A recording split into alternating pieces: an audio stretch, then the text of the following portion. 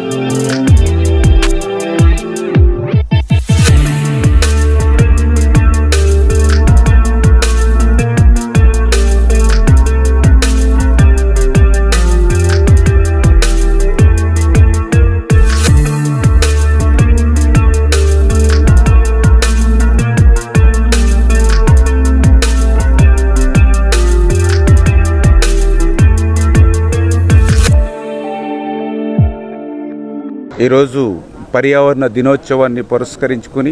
స్వచ్ఛ ఆంధ్రప్రదేశ్ దిశగా ఈరోజు గౌరవ ముఖ్యమంత్రి నారా చంద్రబాబు నాయుడు గారు,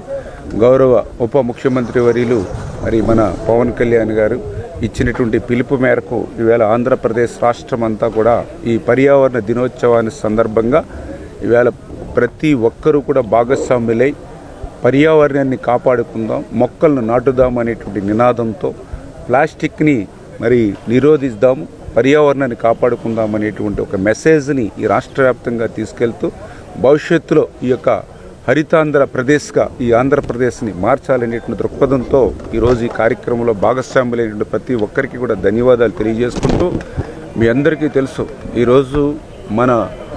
శ్వాస ఆడాలని అంటే మొక్కలే మనకు అత్యంత కీలకం అనే విషయం అందరికీ తెలుసు. ఎందుకంటే మనం వదిలేటువంటి కార్బన్ డైఆక్సైడ్ పీల్చుకుని మళ్ళీ మొక్కలు ఆక్సిజన్ ఇవ్వడం ద్వారానే ఈవేళ మన అందరం కూడా జీవిస్తూ ఉన్నాం. ఆ రకమైనటువంటి మొక్కల్ని పెంచుకుంటేనే మన ఆరోగ్యం ఉంటుంది, మన జీవితం ఉంటుంది. ఆ రకంగా ప్రతి ఒక్కరూ కూడా తమ పిల్లల్ని ఏ రకంగా అయితే చిన్నప్పటి నుంచి పెంచి పోషించి ప్రయోజకులను చేస్తారో ఆ మాదిరిగా ప్రతి ఒక్కరూ కూడా మొక్కలను నాటి వాటిని పెంచి మరి భవిష్యత్తు తరాల వారికి, భావి తరాల వారికి కూడా నీడనిచ్చేటువంటి విధంగా, జీవితాన్ని ఇచ్చేటువంటి విధంగా ప్రతి ఒక్కరూ కూడా మొక్కలు నాటేటువంటి కార్యక్రమంలో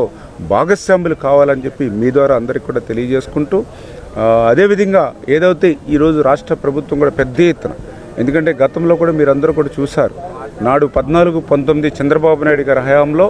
మరి ఈ యొక్క అటవీ శాతాన్ని పెంచాలని కొండల మీద, గుట్టల మీద కూడా హెలికాప్టర్లతో సీడ్ కూడా మనం వేసి పెద్ద ఎత్తున మొక్కలు నాటేటువంటి కార్యక్రమాన్ని, మొక్కలు పెంచేటువంటి కార్యక్రమాన్ని శ్రీకారం చుట్టాం. మళ్ళీ ఈరోజు కూడా నిన్ననే చంద్రబాబు నాయుడు గారు చెప్పారు, ఏదైతే డ్రోన్ టెక్నాలజీ ఏదైతే ఉందో ఆ డ్రోన్ టెక్నాలజీ ద్వారా కూడా ఎక్కడ వీలవుతే అక్కడ మనం ఆ సీడ్స్ని డిస్ట్రిబ్యూట్ చేయడం ద్వారా ఎక్కడికక్కడ పచ్చదనాన్ని పెంచేటువంటి విధంగా ఆ డ్రోన్స్ను కూడా ఉపయోగించమని చెప్పేసి కూడా నిన్న చెప్పడం జరిగింది. ఖచ్చితంగా ఏదైతే ఈ యొక్క ప్రభుత్వం యొక్క లక్ష్యానికి అనుగుణంగా పనిచేస్తామని చెప్పి తెలియజేసుకుంటూ, గతంలో కూడా మీ అందరికీ తెలుసు 5 సంవత్సరాల పాలనలో మరి నాటి ముఖ్యమంత్రి హెలికాప్టర్లు వెళ్ళినా కూడా మరి కింద ఉన్నటువంటి చెట్లన్నింటినీ కూడా కొట్టేసేటువంటి పరిస్థితి. 100 సంవత్సరాల చరిత్ర ఉన్నటువంటి చెట్లు మనకు కూడా తెలుసు. కేజీఆర్ఎల్ కాలేజీ భీమవరం 100 సంవత్సరాలు ఉంది చరిత్ర ఆ చెట్లకి. మరి అక్కడ హెలిప్యాడ్ ఇవ్వాలనే ఉద్దేశంతో ఆ చెట్లన్నింటినీ కూడా నరికేసినటువంటి స్థితి స్థానికంగా మనం కూడా భీమవరం, నర్సాపురం ఇట్లా ప్రతి ప్రాంతంలోనూ కూడా మనం కూడా స్థానికంగా చూసాం. అంటే ఆకాశంలోంచి వెళ్తున్నా కూడా కింద రోడ్ల మీద ఉన్నటువంటి చెట్లను కూడా నరికేసేటువంటి సంప్రదాయం గత ముఖ్యమంత్రిది. మరి ఈ రోజు ఉన్నటువంటి ముఖ్యమంత్రి కానీ, ఈ రోజు ఉన్నటువంటి పాలకులు కానీ చెట్లను పెంచాలి, పర్యావరణాన్ని రక్షించుకోవాలి, ప్రజల ఆరోగ్యాన్ని కాపాడాలనేటువంటి ఆలోచనలోనే మేమందరం కూడా భాగస్వాములు అవుతున్నామని చెప్పి మీ ద్వారా అందరూ కూడా తెలియజేసుకుంటాం.